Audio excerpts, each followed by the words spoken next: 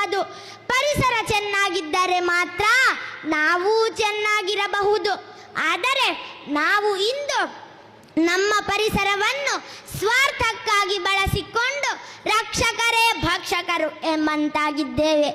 ಇದರ ಪರಿಣಾಮವಾಗಿ ನಮ್ಮ ಪರಿಸರವು ಕಲುಷಿತವಾಗಿದ್ದು ನೆಲ, ಜಲ, ವಾಯು, ಶಬ್ದ ಮಾಲಿನ್ಯಗಳೊಂದಿಗೆ ಈ ಮಾಲಿನ್ಯವು ಸೇರಿಕೊಂಡಿದೆ. ಹೆಚ್ಚುತ್ತಿರುವ ಜನಸಂಖ್ಯೆ, ಬೆಳೆಯುತ್ತಿರುವ ಕೈಗಾರಿಕೆಗಳು, ನಗರೀಕರಣ, ಅಧಿಕ ಇಳುವರಿಯ ಉದ್ದೇಶದಿಂದ ಮಣ್ಣಿಗೆ ಬೆರೆಸುವ ರಾಸಾಯನಿಕ ಗೊಬ್ಬರ, ಪ್ಲಾಸ್ಟಿಕ್ ವಸ್ತುಗಳ ಬಳಕೆ, ವಾಹನಗಳ ಹೆಚ್ಚಳ, ಅಸಮರ್ಪಕ ರೀತಿಯ ತ್ಯಾಜ್ಯ ವಿಲೇವಾರಿ, ವೈಜ್ಞಾನಿಕ ಪ್ರಗತಿಯ ದಾಪುಗಾಲು ಮೊದಲಾದವುಗಳು ಈ ಮಾಲಿನ್ಯಗಳಿಗೆ ಮೂಲ ಕಾರಣ. ಬಂಧುಗಳೇ, ಇದರ ಪರಿಣಾಮವಂತೂ ಮಹಾಘೋರ. ಪರಿಸರದೆಡೆಗಿನ ನಿರ್ಲಕ್ಷ್ಯದ ಪರಿಣಾಮವಾಗಿ ರೋಗಗಳನ್ನು ಹರಡುವ ಸೂಕ್ಷ್ಮಾಣು ಜೀವಿಗಳು ವೃದ್ಧಿಯಾಗಿ ದಿನ ಬೆಳಗಾದರೆ ವೈದ್ಯ ಲೋಕವನ್ನೇ ತಲ್ಲಣಗೊಳಿಸುವ ಜೀವಿಗಳು ಬೆಳಕಿಗೆ ಬರುತ್ತವೆ. ವಾತಾವರಣದ ತಾಪಮಾನ ದಿನೇ ದಿನೇ ಹೆಚ್ಚುತ್ತಿದ್ದು ಜಲಮೂಲಗಳು ಬತ್ತಿ ಹೋಗುತ್ತಿವೆ. ಜೀವಿಗಳ ಸಂಖ್ಯೆಯೂ ಕುಸಿದು ಪರಿಸರದ ಸಮತೋಲನ ತಪ್ಪುತ್ತಿದೆ. ಪರಿಸ್ಥಿತಿ ಹೀಗೆ ಮುಂದುವರಿದರೆ ಮುಂದಿನ ಜನಾಂಗದ ಅವಸ್ಥೆ ಇನ್ನಷ್ಟು ಶೋಚನೀಯವಾಗಬಹುದರಿಂದ ಪರಿಸರ ಸಂರಕ್ಷಣೆ ಎನ್ನುವುದು ನಮ್ಮ ಮೊದಲ ಗುರಿಯಾಗಬೇಕು. ಆದರೆ ಹೇಗೆ?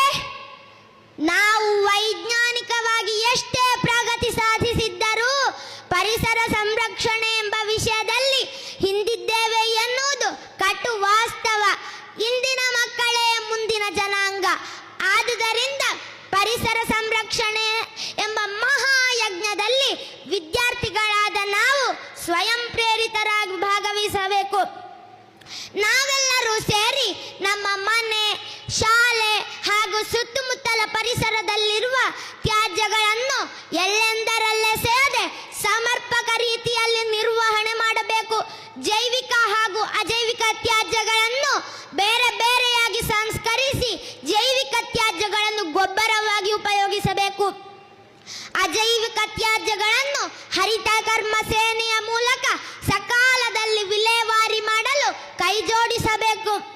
ಶಾಲಾ ವಠಾರ ಹಾಗೂ ಇತರ ಸಾರ್ವಜನಿಕ ಪ್ರದೇಶಗಳಲ್ಲಿ ಪರಿಸರ ಸ್ನೇಹಿ ಕಸದ ತೊಟ್ಟಿಗಳನ್ನು ನಿರ್ಮಿಸಿ ಅದರಲ್ಲೇ ಕಸ ಹಾಕುವಂತೆ ಪ್ರೇರೇಪಿಸಬೇಕು. ಗಿಡ ಮರಗಳನ್ನು ನೆಟ್ಟು ಬೆಳೆಸಬೇಕು. ಜಲಮೂಲಗಳನ್ನು ಸಂರಕ್ಷಿಸಬೇಕು. ಹೊಗೆರಹಿತ ವಾಹನಗಳ ಬಳಕೆಯೊಂದಿಗೆ ಗುಡಿ ಕೈಗಾರಿಕೆಗಳ ಮಹತ್ವವನ್ನು ಜನರಿಗೆ ತಿಳಿಸಬೇಕು.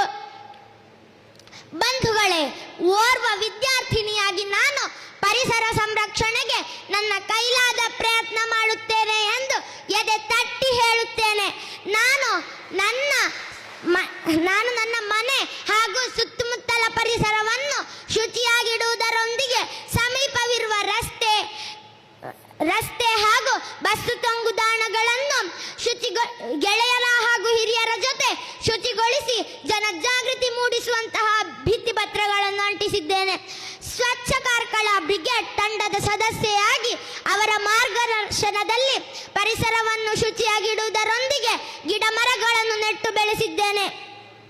ಪ್ಲಾಸ್ಟಿಕ್ ಚೀಲಗಳ ಬದಲಿಗೆ ಸಾಧ್ಯವಾದಷ್ಟು ಪರಿಸರ ಸ್ನೇಹಿ ಚೀಲಗಳನ್ನು ಉಪಯೋಗಿಸುವ ಪ್ರಯತ್ನ ಮಾಡುತ್ತಿದ್ದೇನೆ. ಈ ಮೂಲಕ ಪರಿಸರ ಸಂರಕ್ಷಣೆಗೆ ಅಳಿಲ ಸೇವೆಯನ್ನು ಸಲ್ಲಿಸುತ್ತಿದ್ದೇನೆ.